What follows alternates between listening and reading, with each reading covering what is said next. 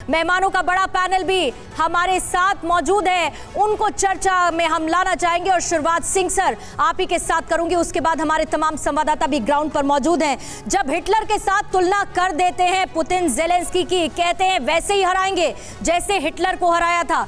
जब वो नाजी गंदगी को मिटाने की बात करते हैं, उसके वापस दोबारा ना लौटने का जिक्र करते हैं, तो क्या इससे संकेत मिल पाते हैं कि आज पुतिन क्या कहेंगे अपनी स्पीच में?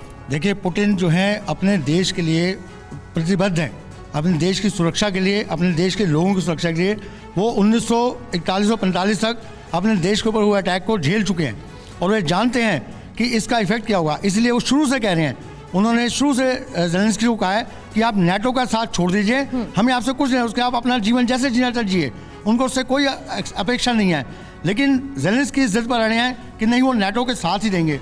इससे जो खतरा बनता है रशिया के ऊपर, उसके अगेंस्ट उनको स्टेप लेना बहुत जरूरी है और इसी के कारण वो उसको बार बार नाजीफिकेशन का नाम देते हैं। आज वो स्टेप ले सकते हैं गौरव, पुतिन अपनी स्पीच के दौरान। देखिए, पुतिन क्या कर सकते हैं इस पर तो सबकी निगाहें टिकी हुई हैं, लेकिन खासकर पश्चिमी देश अमेरिका और ब्रिटेन जैसे देश इसका क्या रिएक्शन देंगे, ये भी बहुत अहम है। नेटो क्या रिएक्शन देगा? सीधे चलते हैं लंदन, हमारे संवाददाता अभिषेक हमारे साथ जुड़ रहे हैं लंदन से। अभिषेक, ब्रिटेन में क्या बज़ है इस विक्ट्री डे परेड को लेकर, स्पेशली तब जब ब्रिटेन को बार बार चेतावनी देता आ रहा हो क्रेमलिन? क्या वहां पर आप महसूस कर पा रहे हैं? हेलो, मेरी आवाज आ रही है अब तक? बिल्कुल आ रही है अभिषेक, बोलिए।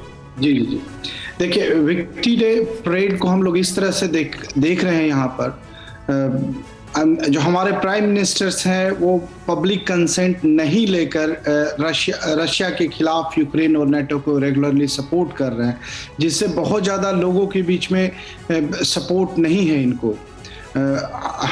एज ए ब्रिटेन की पब्लिक कोई भी वॉर में इन्वॉल्व होना नहीं चाहती है।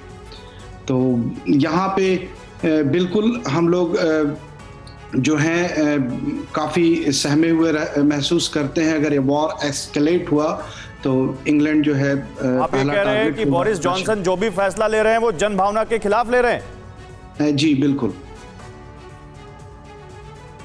देखिए, बर्लिन से भी इस वक्त हमारे संवाददाता इस वक्त हमारे साथ हैं। मैं आपसे ये जानना चाहूंगा कि इस वक्त बर्लिन में, क्योंकि अजय, यूरोप जो है बिल्कुल वॉर की कगार पर है, कहा जा रहा है कि अगर ये वॉर एस्केलेट होती है तो पूरा यूरोप इसकी जद में आ सकता है। बर्लिन में इसको लेकर क्या माहौल है? आज विक्ट्री डे परेड को लेकर बर्लिन के लोग क्या फील कर रहे हैं? और क्योंकि विक्ट्री इन यूरोप डे भी मनाया जा रहा है यूरोप में, तो वहां भी एक काइंड ऑफ सेलिब्रेशन है, साथ में दहशत भी हो सकती है। धन्यवाद प्रश्न के लिए। यहाँ बर्लिन में माहौल ये है कि यूरोप में, जैसे आपने कहा, यूरोप डे परेड है और पैरेलल में मॉस्को में ये विक्ट्री डे परेड चल रही है।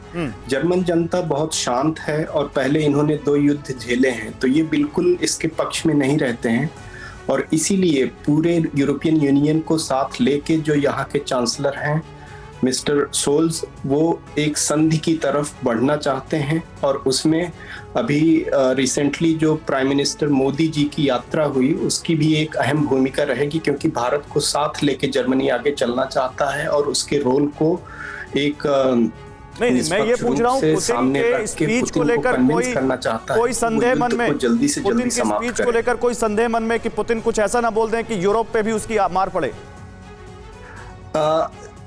अभी वर्तमान समय में जो यूरोपियन यूनियन के संबंध हैं पुतिन के साथ उतने अच्छे नहीं हैं, आप भी जानते हैं, और वो गैस और जो सारी सप्लाई वहां से हो रही है यूरोपियन यूनियन बिल्कुल। और सभी की नजर है, चाहे यूरोपियन यूनियन के कंट्रीज हो या खास तौर पर नेटो फोर्सेस, सभी की नजर है कि आज पुतिन अपने संबोधन में क्या कहने वाले हैं।